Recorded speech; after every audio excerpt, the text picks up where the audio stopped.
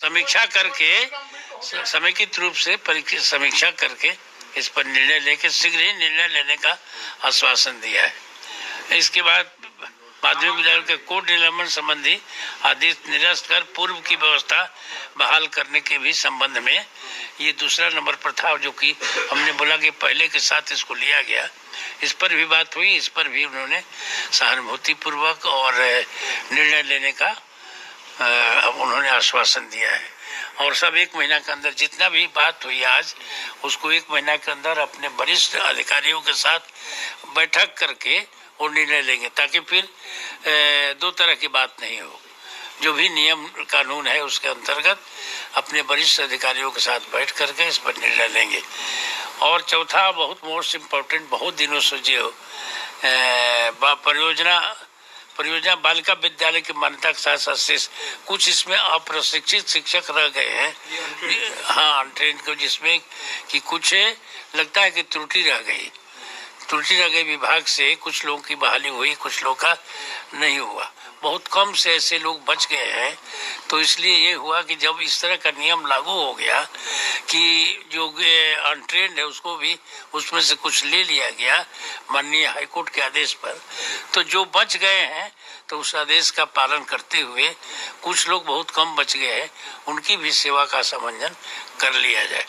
ये हम लोग का चौथा ही था। हाँ, छोड़ दिया गया है, उसको भी किया जाएगा।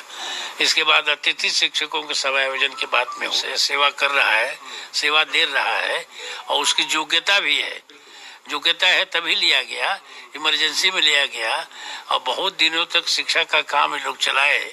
और जब आज उनकी ज़रूरत जब आ गई तो उनको छोड़ दिया गया।